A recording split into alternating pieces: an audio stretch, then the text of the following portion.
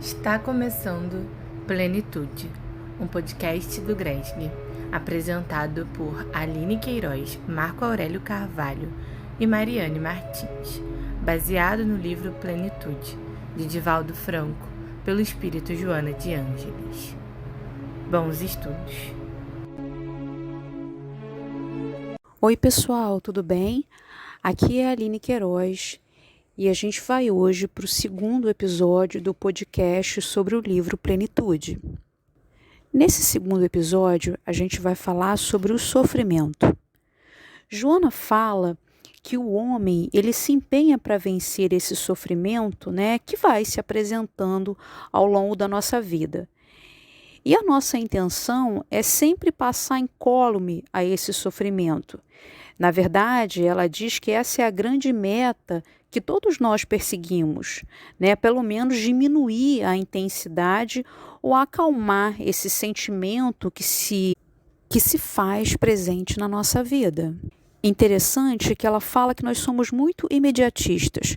A gente não se interessa pelo amanhã. A gente procura resolver as questões hoje e se foca apenas no hoje. E a ideia é que a gente tenha uma visão de futuro para que assim a gente consiga trabalhar esse sofrimento interno.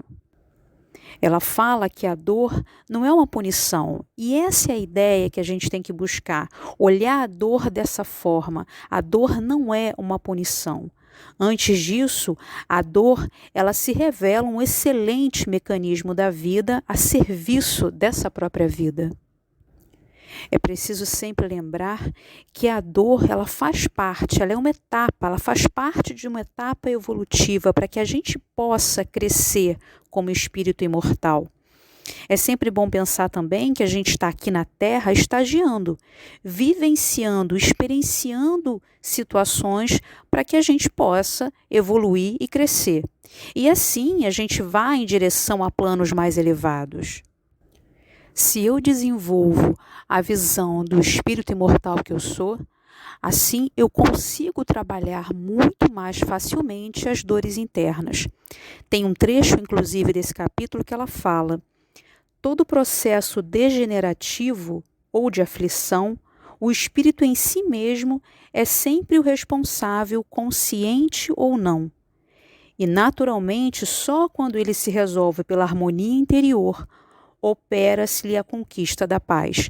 Então, é apenas a gente buscando essa visão que a gente vai conseguir, ainda que diante do sofrimento, vivenciar essa paz.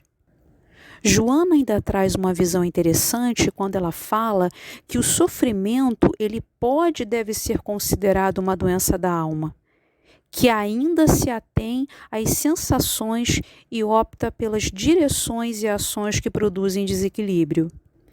E é ainda mais interessante observar que ela fala que esses sofrimentos eles geram desarmonia das defesas orgânicas.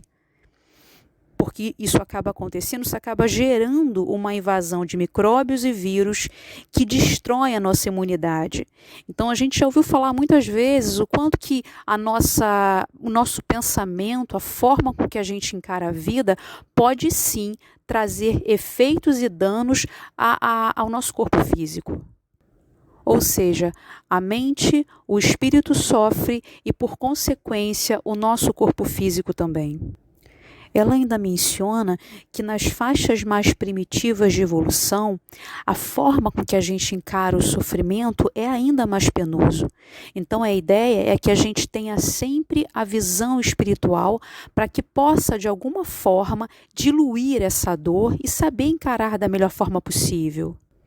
Ela ainda fala que fugir, anestesiar o sofrimento são métodos ineficazes. São mecanismos de alienação que postergam a realidade. Ou seja, a gente tenta fugir desse processo, tenta fugir da dor, mas é inevitável, porque de alguma forma a gente vai precisar encarar. Então que a gente desenvolva a fé, a confiança em Deus para que a gente possa encarar tais sentimentos, encarar a dor. Joana ainda comenta que a resignação dinâmica, o que isso quer dizer? A aceitação do problema que você está enfrentando, com uma atitude corajosa de você enfrentar realmente esse problema, representa um avançado passo para a solução desse mesmo problema. É super importante que a gente desenvolva e tenha equilíbrio mental e equilíbrio moral diante dos sofrimentos da vida. É muito interessante que ela ainda traz formas. O que a gente pode fazer para poder conseguir desenvolver esse tipo de ação, né? Ela fala do treinamento para meditação, ela fala da oração, a importância da oração nesse processo, porque só assim a gente ilumina a nossa consciência, a gente foca no que realmente importa para que a gente tenha a sustentação necessária diante das nossas dores. É de fundamental importância a gente se olhar como espírito imortal dentro desse processo evolutivo, que ela ainda fala que isso vai representar para o homem alta aquisição de valores para compreender, considerar e vencer esse sofrimento. E faz parte da forma que a gente vai encarar a vida e da forma que a gente vai entendendo por que esse sofrimento está chegando na nossa vida. Joana ainda faz um paralelo entre a dor e o amor.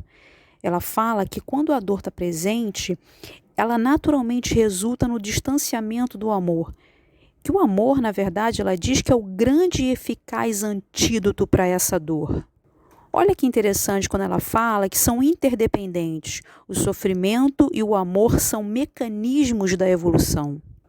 Ela ainda fala que quando um se afasta e o outro se apresenta, ou seja, quando a dor se afasta porque o amor chegou, o amor baseado na compreensão, na tolerância, no entendimento do mecanismo divino, naturalmente a gente encontra essa paz que a gente tanto busca aqui na nossa encarnação.